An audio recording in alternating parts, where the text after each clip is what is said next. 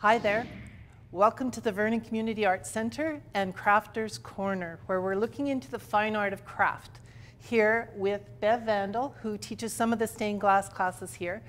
And today she's going to be showing us about her stained glass feathers that are quite lovely and very unique. So welcome here, Bev. Thanks for coming. What can you tell us about this beautiful glass that you're using and what you're making? Well, we're going to make a stained glass feather out of one piece of glass today. When you're choosing a piece of glass, there's usually a texture side and a smooth side. Choose the smooth side to put your pattern down on. Draw out your pattern. Usually you can get that, off of the internet or draw it out yourself. Take a Sharpie, draw around your pattern. So just take the pattern off. I've got it already drawn underneath. It's like the turkey in the oven that's already ready, right? That's right. Okay. So let's try cutting this, and hopefully it doesn't break. Going in. And you just need a little bit of pressure. And steady and follow through. Go right to the edge of the glass are all important things that Bev does very well. Tapping runs the cut. So you always tap.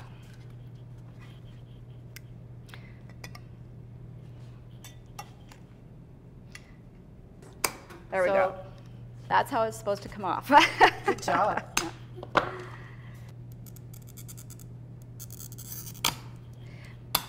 When taking your piece away, always pull down. Okay. So then the rest of the pieces, right? The feathers now. Do you number your pieces with Sharpie when there's a lot of pieces? When there's a lot of pieces. You would have a template numbered 1, 2, 3, 4, and you'd cut these out. Okay. Right? And you'd have 1, 2, 3, 4 on your pieces, right? Right. And then you'd lay them down on your template. So now we can go on to the grinding. You want your grinding wheel always wet.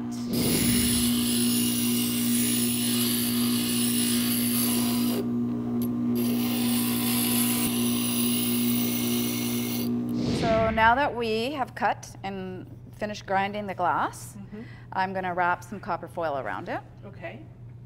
And show you that technique. Cool. So I usually cut the first little bit off. I love iridescent glass. It's so beautiful. So I wouldn't start on a arc like this. I would, or an arc like that. If you're doing a circle, I guess, you have to. You don't really have a choice. You don't have a choice, and don't start right at an end. Oh, okay. And I usually just, line up both sides, look at both sides to begin with, and then after that, I usually just look down the right side. Oh, that makes sense. It's different for anybody, and it's different for, everybody gets their own techniques on how they do things. They do. Especially if you're mostly self-taught. But I think the beauty of taking a workshop with someone else is trying it their way and seeing if that works for you. And then why it is that they do things the way that they do them. So what I usually do is place, say 2 inches on the glass. Just run my finger over it, back and forth, to make it snug, and then tap down the sides. I don't put down the corners until the end. That's smart. Let's cut this. And you have a little bit of tension. Not much, just a little bit of tension when you're running the copper foil. And then I cut it about 1/4 of an inch or so. So the first thing I do is put the corners down. Oh. The corners are pretty delicate because they can overlap wrong sometimes. You work with your fid. This is a fid. This is my original fid that 35 years old. So just really work it, because you want to get these, all the little pockets out, because the flux that's used on the copper foil to make the solder stick is kind of an oil base. So if there are little pockets, it'll seep underneath, and then your copper foil will come away from the glass eventually. Mm-hmm. And that's what's holding it together. That's right. With the solder. So if the glue lets go, you're kind of hooped. That's right.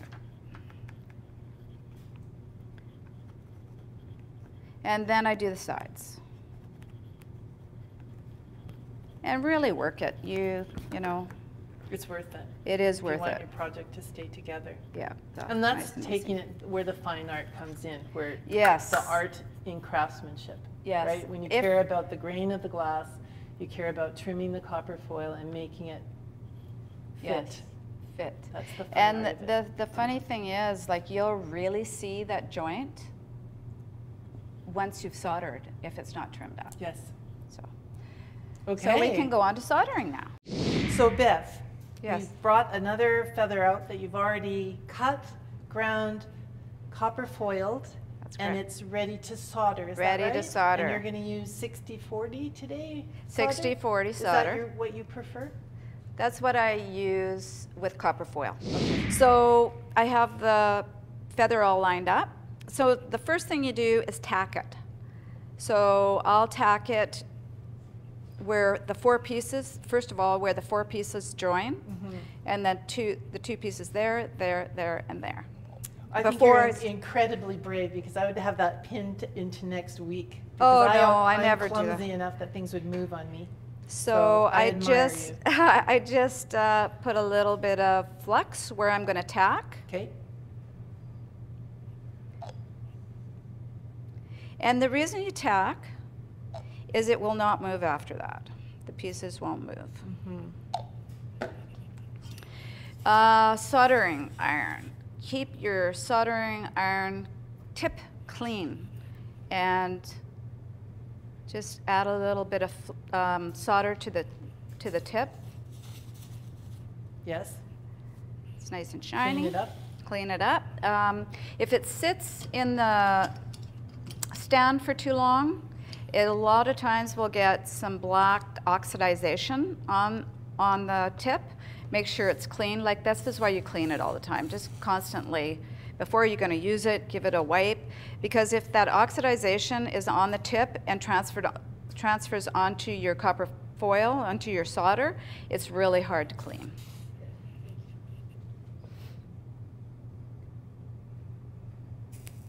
So I won't even touch the glass.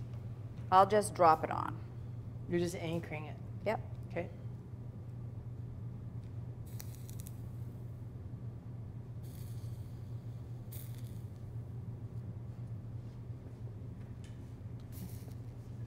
Okay, there we go. Now this won't move. So then It's completely secure now. Yep. Now I'll flux the rest of it. And flux helps the solder to run as well as adhere to the copper foil. If you don't flux the copper foil, the solder won't stick to the copper foil. Usually I find that there's a nice soldered side, and then the other side's not so nice. A better end. But when you're using iridized glass, you usually want the iridized side to be the really nicely soldered side. So you start at the top, and you just run it. Run that glass, run the solder. It'll run down nicely.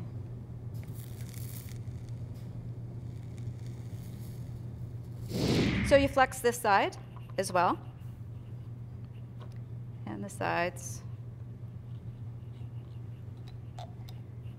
And you can be generous with that flux.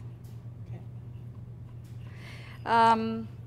One thing about soldering the backside, usually it spits.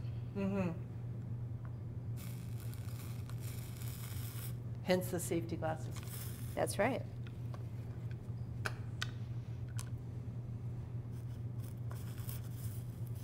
So I'll usually go along and kind of tin the hole. Tinning is just putting a thin coating of just solder on the backside, and then I'll go over it again. Okay. to go along the outside.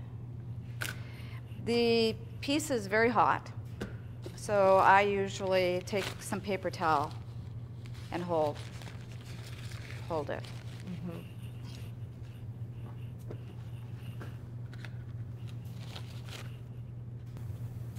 Boy, it doesn't take much solder to tin it, does it? No. And then I do the flat last. All right. And we have a feather. But let's take a look at the other side and see. A lot of times when you solder the rough side, the opposite side, you need some, you know, sometimes it pools and doesn't look that great. So if it needs a touch up, then you just touch it up.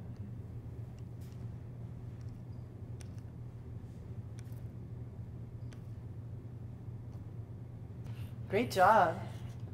Done. Well, kind of. We Ish. will use some calcium carbonate Okay. And what does to that do? clean.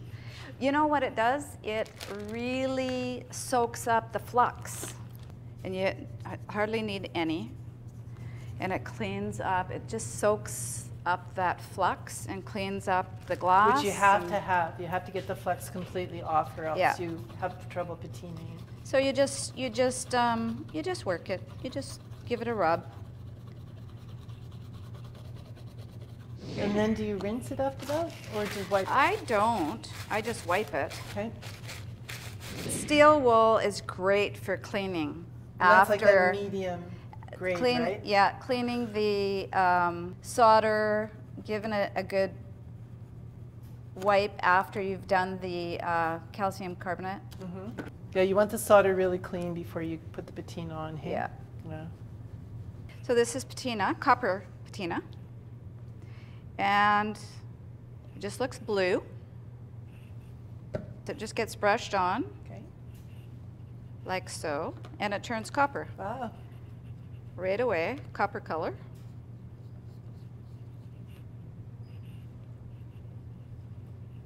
And the really cool thing about the patina is, over time, all you have to do is spray Windex on it or wipe it with some water, and it comes back. Pops right back. Yeah, pops right back. And so there you go, stained glass feather. Oh, Bev, it's just beautiful. So you'll be teaching classes upcoming here at the Vernon Community Arts Center, but is there information about that on your website? www.stainedglass101.ca and facebook.com/stainedglass101. Thanks again. You were a fabulous guest. I'm really glad you came and showed us your magic. Thank you for inviting me. So thank you for joining us here at Crafters Corner, where we're discovering the fine art of craft. And we hope that you come back and see us again.